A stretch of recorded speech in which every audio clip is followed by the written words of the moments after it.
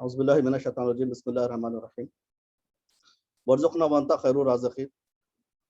और हमें रिज़्क़ दे तो सबसे रिज़्क़ देने वालों से बेहतर है। सूरह माइदा आयत नंबर 123। तो इंशाअल्लाह हम अपनी डिस्कशन की शुरुआत इस आयत से करते हैं।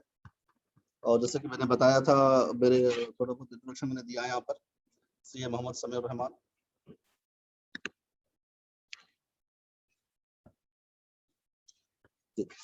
स्टॉक मार्केट में हम लोग जनरली लोग इसलिए इससे दूर रहते हैं, ये समझते हुए कि भाई इसमें जो इन्वेस्ट करना है वो अक्सर कंपनीज में इन्वेस्ट करना हराम है, या फिर ये सोचते हैं कि हलाल या हराम ज़्यादा उसके फ़र्क के बगैर लोग जिस तरीके से चाहे उस तरीके से इन्वेस्ट करते हैं, शेयर्स में करते हैं, बॉन्ड्स में करते हैं, या फिर फॉरेक्स में, फ्यूचर्स, ऑप्शंस, बहुत सारे इसमें डिफरेंट डिफरेंट टूल्स और डिफरेंट डिफरेंट प्रोडक्ट्स होते हैं, इसमें इन्वेस्ट करता है।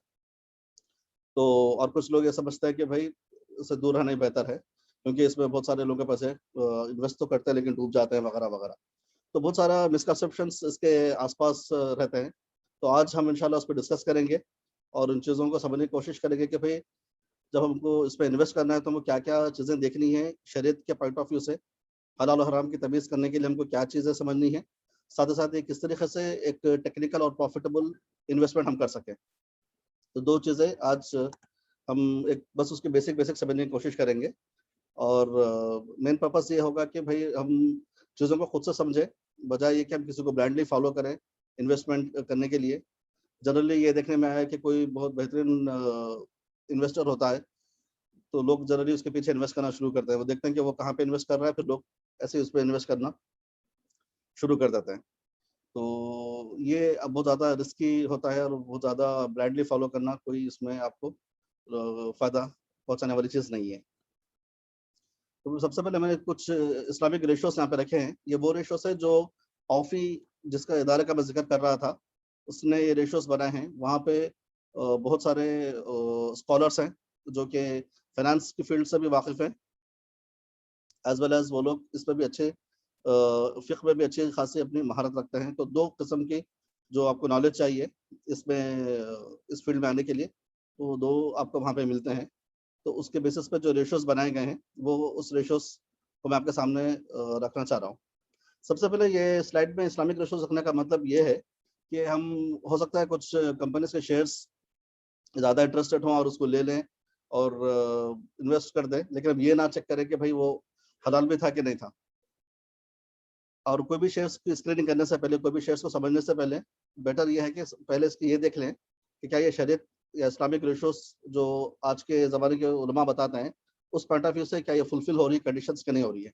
अगर उसमें कंडीशंस फुलफिल हो रही हैं, तो फिर हम उस शेयर्स को फर्दर टेक्निकली एनालिसिस करके देख सकते हैं। तो सबसे पहले चीज़ है कि हलाल प्रोडक्ट्स, ये तो सब तकरीबन सभी वाकिफ़ होंगे कि हम उस कंपनी में इन्वेस्ट कर सकते हैं जिसके शेयर्स हलाल हों। वो कंपनी जो प्रोडक्ट्स पे बिज़नेस कर रही है, जिसमें डील कर रही है, वो आपका कोई ऐसा आइटम नहीं हो सकता है जो कि इस्लाम में जिसको हराम करार दिया गया है। फॉर एग्ज़ाम्पल आप शराब की कंपनी में इन्वेस्ट नहीं कर सकते। आप कब कन्वेंशनल बैंकिंग जो होती है इसमें इन्वेस्ट नहीं कर सकते, क्योंकि वो सिर्फ़ और सिर्फ़ सूद के बेसिस पे चलती है।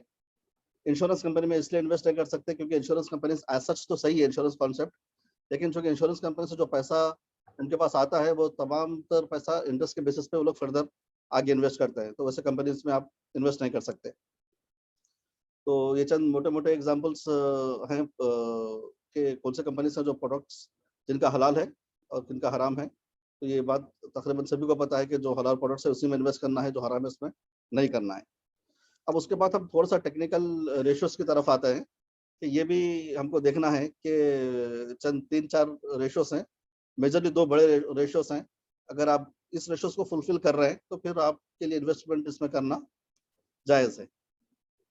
सबसे पहला रेशियो है कि total date should not exceed 30% of total assets.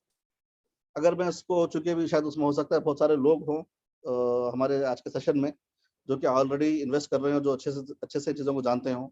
कुछ होंगे जो पहली बार सुन रहे होंगे और कुछ होंगे जो कॉमर्स बैकग्राउंड के होंगे, कुछ होंगे जो जिनको कॉमर्स से ज़्यादा उनकी फ़ील्ड है नहीं, तो शायद उसकी तरफ ज़्यादा पता ना हो। लेकिन मैं आपको थोड़ा-सा इसको एग्ज़ाम्पल्स की तरह समझाने की कोशिश करूँगा कि कौन से ऐसे रेशियोज़ देखने हैं हमको जो कि इन्वेस्ट करने के लिए ज़रूरी है शरिया के पॉइंट ऑफ व्यू से। तो सबसे पहले आपका आता है total date should not exceed 30% of total assets. यानी कि आपका जो कंपनी में डेट होता है, डेट मतलब खर्चा, कंपनी में जो खर्चा होता है वो कंपनी के जो टोटल एसेट्स होते हैं उसके 30% से ज्यादा आगे नहीं बढ़ सकता है। यानी कि अगर उसको हम आम लैंग्वेज में बोले तो ये उलमा कहना चाह रहे हैं इसमें,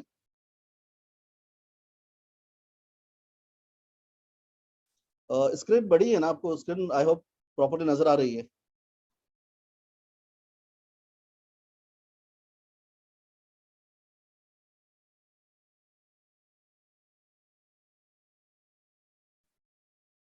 ठीक है, हाँ, मैं आपके साथ स्क्रीन शेयर करता हूँ एक और, जहाँ पे मैं आपको एक कंपनी का आप एग्जांपल लेंगे, ताकि अगर मैं उस कंपनी का एग्जांपल लेते हैं मैं समझाऊं तो आप लोग को ज़्यादा क्लैरिटी रहे।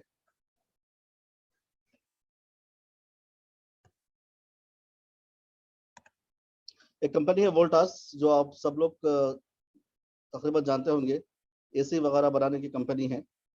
तो ये लोग इनका मेन बिजनेस है एसी वगैरह बनाना, और दो किस्म के एसी होते हैं।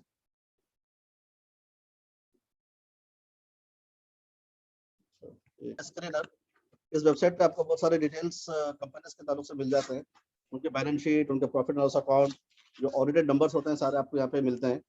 इसमें आपको कंपनी के डिटेल्स, नंबर्स वगैरह जो रिसेंटली ऑडिटेड है वो देख सकते हैं। मैं स्क्रीनर पे जा रहा हूँ, हमारा एग्जांपल मैं आप लोगों के साथ शेयर करना चाह रहा हूँ वोल्टास कंपनी का। तो वोल्टास कंपनी लेते हैं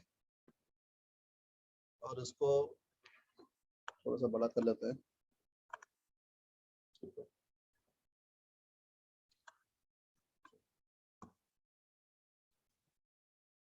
सही है। तो यहाँ पे देखिए, हमारा पहला प्रश्न था total date should not exceed 30% of total assets. तो इसमें उलमा ये कहना चाह रहे हैं कि हमारा जो कंपनी की एक बैलेंस शीट होती है, आप लोग की वाकफियत के लिए थोड़ा सा मैं डिटेल में एक्सप्लेन करता हूँ। एक किसी भी कंपनी की एक बैलेंस शीट होती है और एक प्रॉफिट लॉस अकाउंट होता है। बैलेंस शीट आपको कुछ इस तरीके से दिखती है।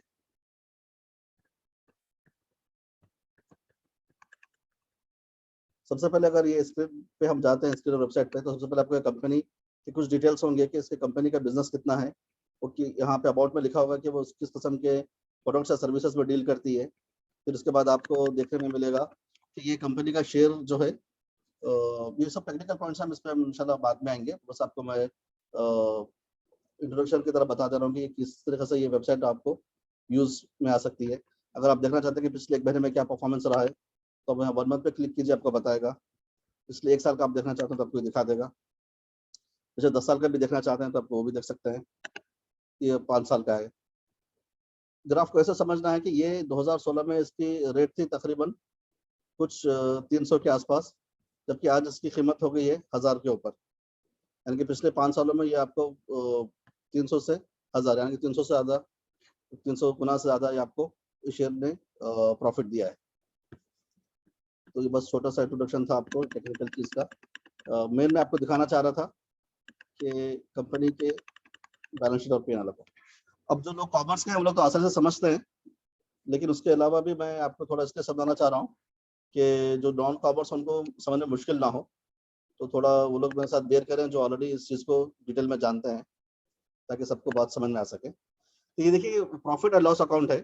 प्रॉफिट एंड लॉस अकाउंट जाहिर करता है आपके ट्रांसैक्शंस जो भी आपके पूरे एक साल में हुए हैं। वो ट्रांसैक्शंस आपको डिफरेंट डिफरेंट टेक्निकल वर्ड्स हैं, बहुत आसानी से आप समझ सकते हैं कि पहले अगर आप मार्च 2021 के नंबर देखें तो सबसे लास्ट कॉलम है, ये वो है जो कि सबसे लास्ट में ऑडिटेड जो नंबर्स हैं वो नंबर्स यहाँ पर है। मतलब ये नंबर्स पे आप रिलाई कर सकते हैं। ऐसा नहीं कि कंपनी ने नंबर्स ऐसे ही वहाँ पे छाप दिए हैं। ये वो नंबर्स हैं जो ऑडिट होने के बाद ऑडिटर्स ने उसको कंफर्म किया कि नंबर सही है। ये इनके सेल्स है, और ये सारे के सारे करोड़ में है, इंडियन रुपीस करोड़ में है। ये 7500 करोड़ का इनका बिजनेस है, सेल्स है। लेकिन इतने उन्होंने एसीज वगैरह बेचे हैं। फिर उसके बाद इनके एक्सपेंसेस हैं 6900 के। फिर उनके पास 580 का करोड़ का प्रॉफिट रहा है। फिर आप देखें अदर इनकम। अदर इनकम उसको कहते हैं जो कि आपके जो मेन बिजनेस होता है उससे छोड़ करके कुछ और आपका इनकम आए तो उसको अदर इनकम कहते हैं। यानी कि वोल्टास का काम है एसी बनाना। वो एसीज बनाती है डोमेस्टिक के लिए, वो एसीज बनाती है फैक्ट्रीज के लिए। तो उसमें जो एसीज वगैरह बिकते हैं, वो जो साल तमाम में उन्होंने बेचे हैं, उसका जो टोटल वैल्यू है वो 7500 करोड़ है। उसके अलावा भी अदर इनकम 189 है। इसमें बहुत सारी दूसरी चीजें आ सकती हैं, जैसे कि कोई स्क्रैप है तो स्क्रैप आइटम उन्होंने बेच दिया, या फिर कोई चीज खराब हो गई थी, उसका इंश्योरेंस क्लेम आ गया, वगैरह वगैरह। या मेजरली आपके पास कंपनी के कुछ डिपॉजिट रखे हुए थे, उस फंड के ऊपर आपके ऊपर इंटरेस्ट आ गया, वगैरह वगैरह। तो ये अदर इनकम में वो चीजें जो बिजनेस से रिलेट नहीं करती हैं, वो तमाम यहाँ पे अदर इनकम में आती हैं।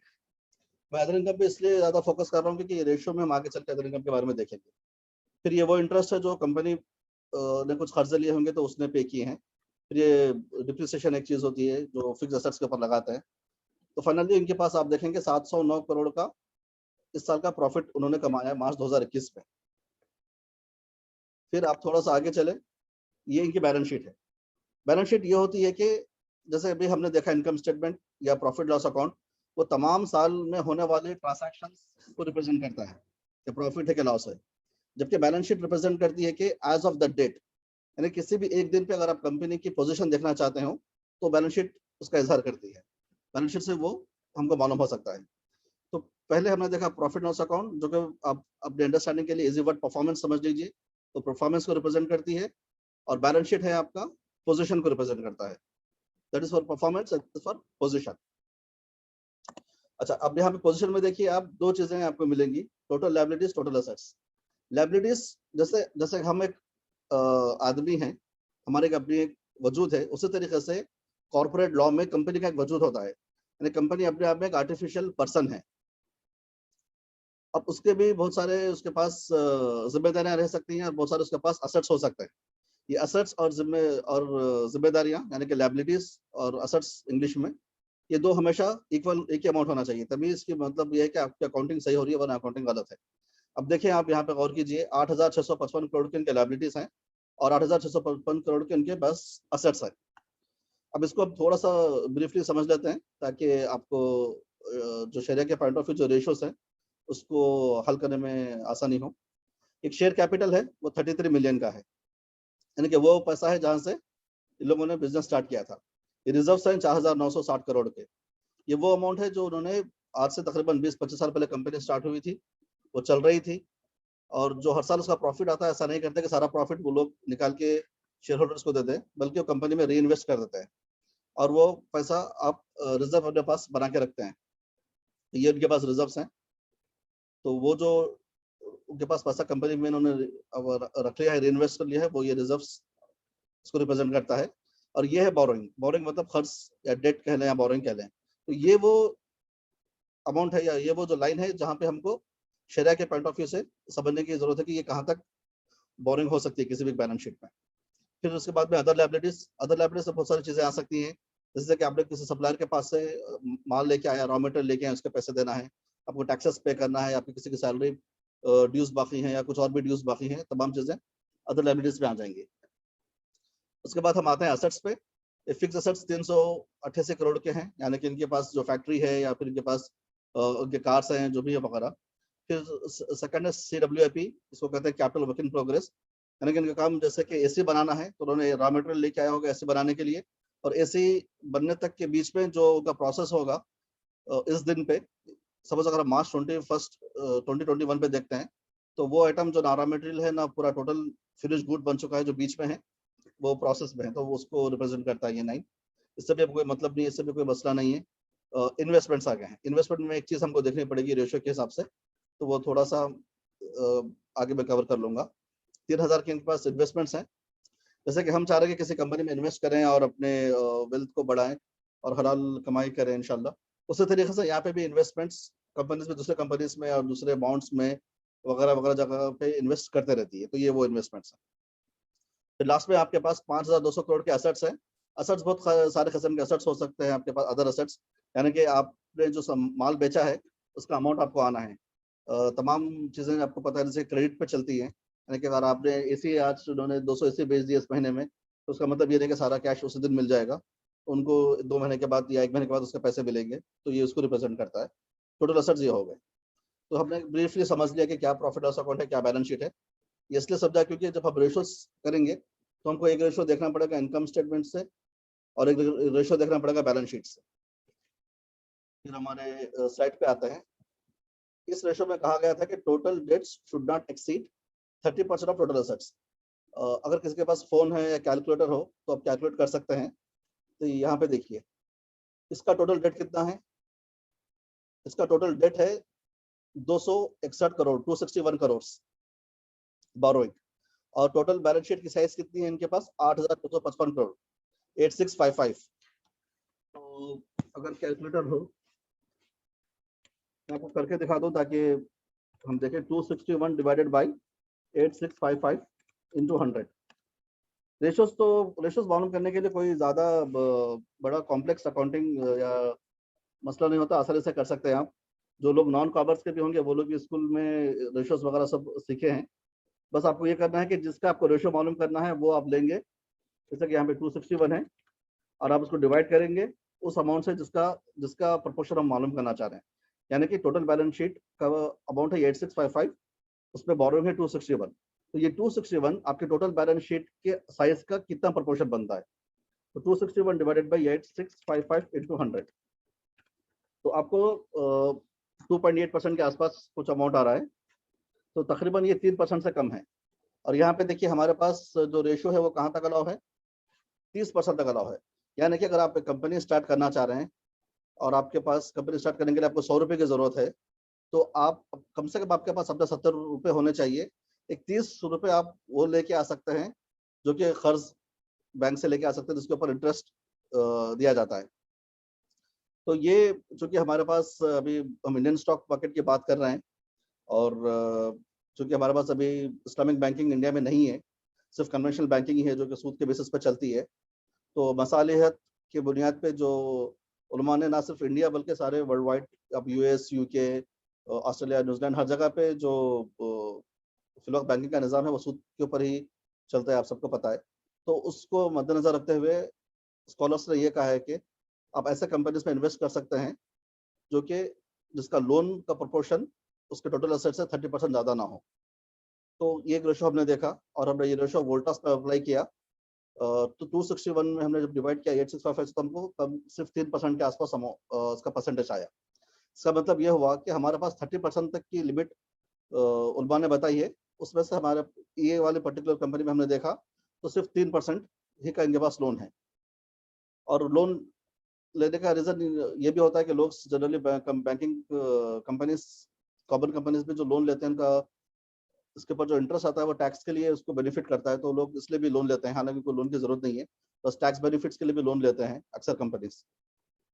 लेकिन आप अगर आप उसका मोटा मोटी देखें तो इन्होंने अपने बिजनेस अपने पैसों से बिजनेस स्टार्ट किया है। इनके पास ज़्यादा लोन का प्रोपोर्शन नहीं है, बस नॉमिनल प्रोपोर्शन है 3%।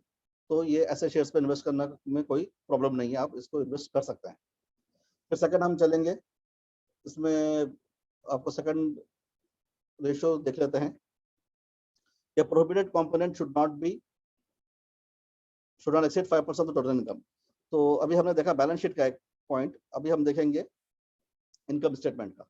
अच्छा, इसमें यह बताया जा रहा है कि आपके पास जो टोटल इनकम आती है पूरे साल में, उसमें से 5% से ज्यादा ऐसी इनकम नहीं हो सकती जो कि इंटरेस्ट या किसी ऐसी वजह से आई हो जो कि हराम है। फॉर एग्जाम्पल, अगर आपके पास 100 रुपये आप कमाते हैं, कंपनी कमाती है पूरे साल में, तो उसमें से 5 रुपीज का ऐसा अमाउंट हो सकता है जो कि ऐसे सोर्स से आई हो जो कि हलाल नहीं है, उससे बढ़ के नहीं हो सकता, नहीं होना चाहिए।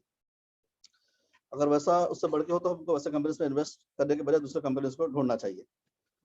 अभी आप यहाँ पे देखें कि इसे वोल्टास का एग्जाम्पल ले लेते हैं। तो चूंकि हम लोन की बात कर रहे थे तो हमने बैलेंस शीट में देखा था, क्योंकि लोन आपकी पोजीशन को बताता है। अब यहाँ पे चूंकि इनकम की बात हो रही है तो हमको फिर इनकम स्टेटमेंट या प्रॉफिट एंड लॉस अकाउंट की तरफ आना पड़ेगा। यहाँ पे हमने देखा था कि 261 करोड़ लोन था, ठीक है। अब यहाँ पे देखिए इनके पास 7,556 करोड़ का इनका टोटल इनकम है, जबकि पास इनके पास अदर इनकम 189 है। अदर इनकम का एक्चुअली यहाँ पे ब्रेकअप फर्दर अवेलेबल नहीं है इस वेबसाइट पे। अगर आप वोल्टास की अपनी वेबसाइट पे जाएंगे और वहाँ पे चेक करेंगे तो आपको वहाँ पे पता चलेगा कि डिटेल में वो हर यहाँ पे आपको जो सारे आइटम नजर आ रहे हैं, तो जैसे कि सेल्स है, एक्सपेंसेस है, जब आप इनके बैलेंस शीट देखेंगे, इनके फाइनेंशियल स्टेटमेंट देखेंगे, इनके वेबसाइट पे जा करके, हर कंपनी को जरूरी होता है जो भी कंपनी लिस्टेड हो वो उनके वेबसाइट पे और जो स्टॉक्स एक्सचेंज के ऊपर अपने फाइनेंशियल्स लिस्ट करे, पब्लिश करे। तो वहाँ पे आपको सारा ब्रेकअप मिल जाएगा। तो अदर इनकम में हो सकता है कुछ पोर्शन इंटरेस्ट का भी आता है जनरली। तो अगर आप वहाँ पे अदर इनकम का ब्रेकअप जाके देखेंगे तो बता देगा कि कितना इनकम, कितना अमाउंट यहाँ पे शायद स्क्रैप से आया हो, कितना यहाँ पे इंटरेस्ट इनकम से आया हो, वगैरह वगैरह। हमारे ईज ऑफ कैलकुलेशन के लिए हम एक काम करते हैं कि ये 189 को मान के चलते हैं कि सपोज फॉर एग्जांपल सारा का सारा ये इन्होंने बैंक में जो पैसा रखा था उससे उनको इंटरेस्ट आया। तो आप देखिए 189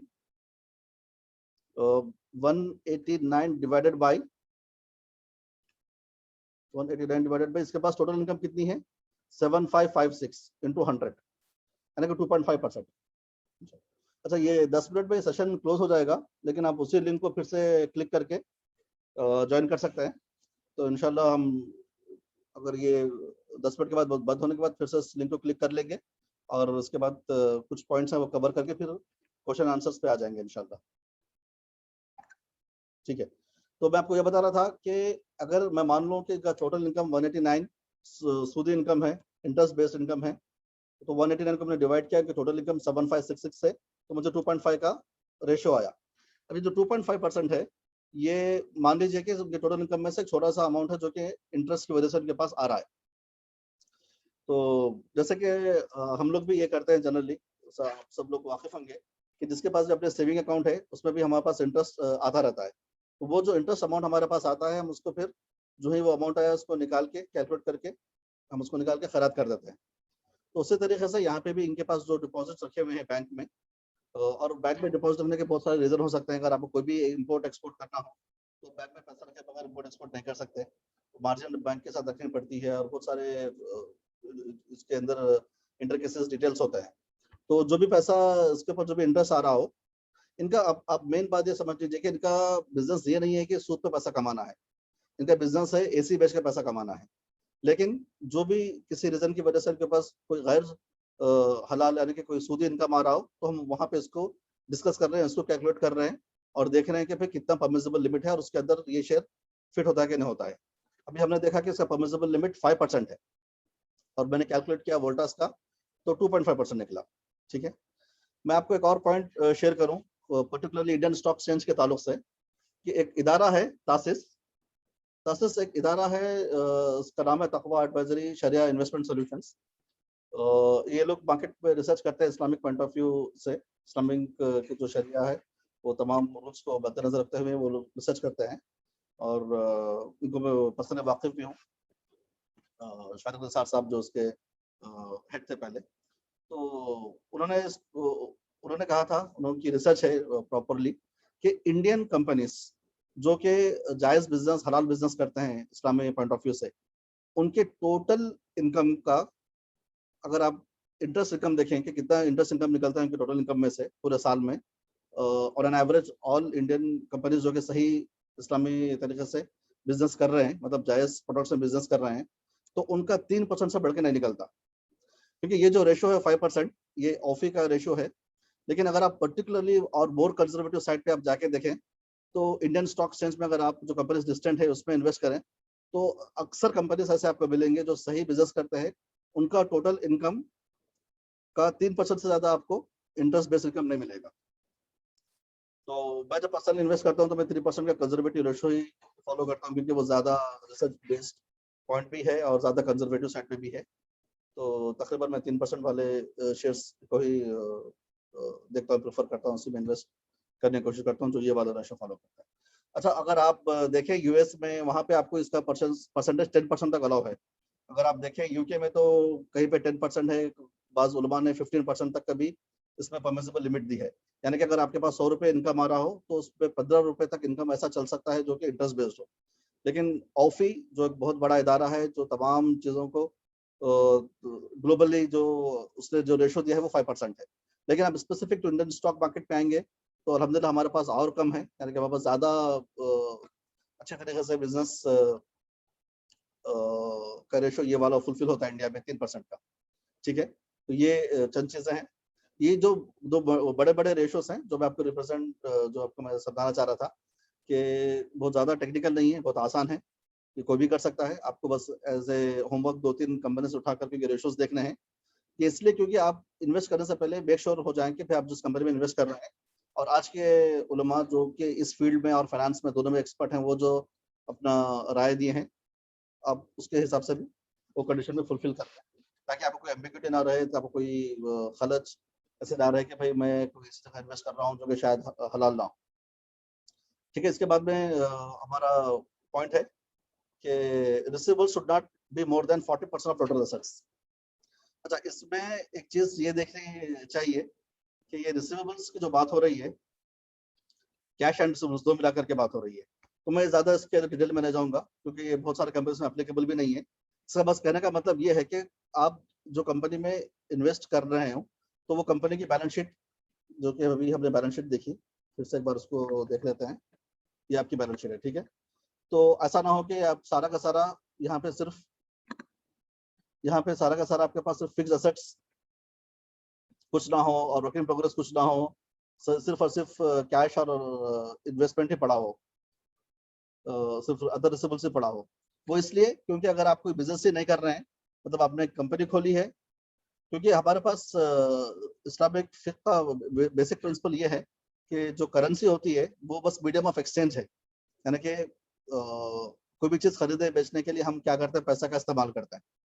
पैसा अपने आप में कोई प्रोडक्ट या कोई सर्विस नहीं है।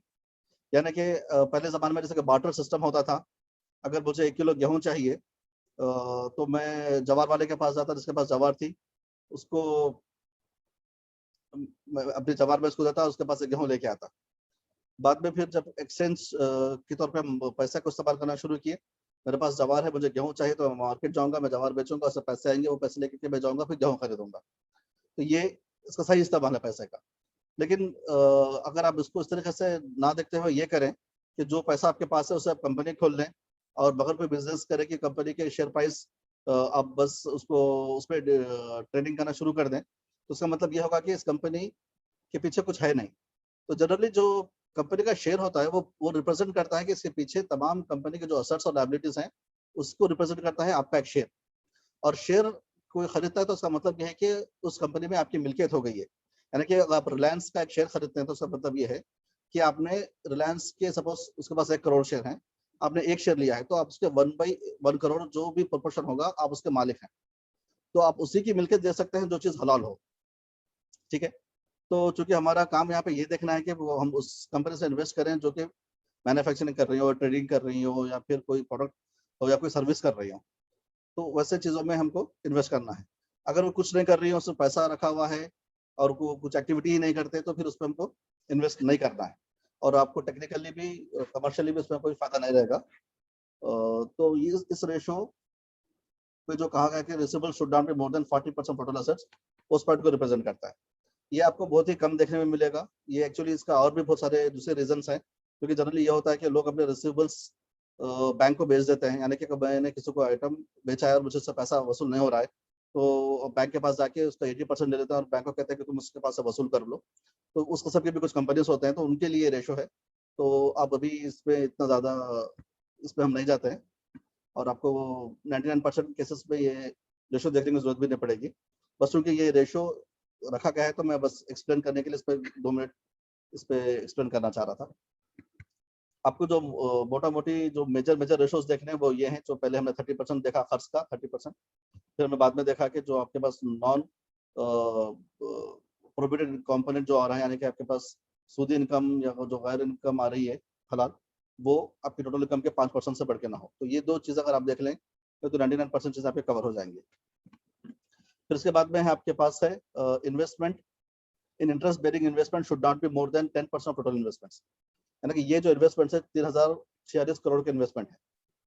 ये इन्वेस्टमेंट्स कहाँ-कहाँ है, इसका ब्रेकअप जैसे मैंने आपको बताया था कि अगर आप उसकी वेबसाइट पे जाएँगे, एनुअल रिपोर्ट निकाल के देखेंगे, तो अगर उसपे आपको डिटेल में पता चल जाएगा कि इन्वेस्टमेंट कहाँ-कहाँ है। तो ये कहा जाता है कि इनके जो इन्वेस्टमेंट्स हैं, वो भी प्रॉपर हलाल तरीके की जो कंपनीज़ बिज़नेस करती है, उसपे इन्वेस्ट होना चाहिए। ऐसा नहीं होना चाहिए कि आप इनके इन्वेस्टमेंट सारे बॉन्ड मार्केट में रखे हैं और उससे इंटरेस्ट आ रहा है। अगर वो इसका और एक लिवरेज भी आप कर सकते हैं इस चीज़ को। ये देखिए यहाँ पे जो इन्वेस्टमेंट बताया जा रहा है कि 10% से बढ़ के किसी ऐसी जगह पे ना होना चाहिए जहाँ पे इंटरेस्ट आ रहा हो। और यहाँ अगर आप ऊपर प्रॉफिट एंड लॉस अकाउंट में जाएँ, तो यहाँ पे जो हमने अभी रेशो फाइंड आउट करके आए थे अदर इनकम का, अगर कोई इनका ऐसा इन्वेस्टमेंट होता है जो कि बहुत ज़्यादा सूद दे रहा हो, तो सारा का सारा यहाँ पे आ जाता। यहाँ का रेशो हमने पहले ही देख लिया कि 5% ऑफ टोटल इनकम से आगे ना बढ़ रहा हो। तो ये जो रेशो है ऑलरेडी यहाँ पे कवर हो ही गया है। इसलिए मैं कह रहा था कि 2 रेशो आप देखेंगे तो आपको तकरीबन चीज़ें कवर हो जाएँगी। अभी शायद कुछ ही सेकंड्स में ये लिंक खत्म हो जाएगी। आप लोग फिर से इसको क्लिक कर लीजिए, फिर इंशाल्लाह हम शुरू करते हैं इसके बाद। तो अभी हमने जो रेशियोज़ थे सारे रेशियोज़ देख लिए हैं।